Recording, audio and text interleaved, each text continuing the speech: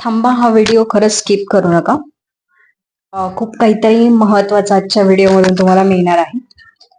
So आपण बऱ्याच observe करतो किंवा महादेवाच्या मंदिरात आपण गेलो आहोत, तर महादेवाच्या हातामध्ये त्रिशूळ का आहे?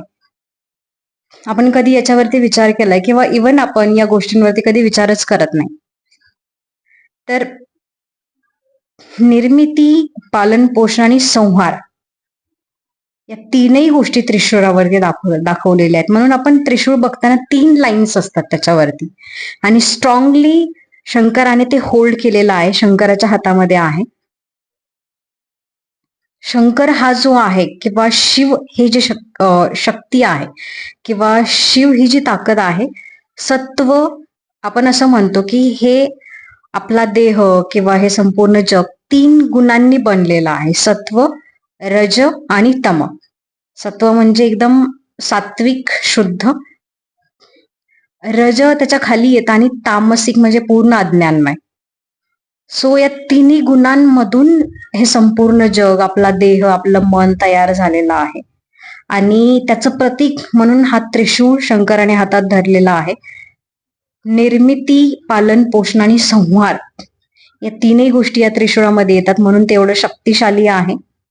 आणि सगळ्यात महत्वाचं म्हणजे शंकर हा निर्मिती पण करतो, संपूर्ण जगाचं पालन पोषण पण करतो आणि at the end of the moment तो संहारही करतो. असं खूप शक्तिशाली प्रतीक असलेलं हे त्रिशूळ शंकराच्या हातामध्ये असतं.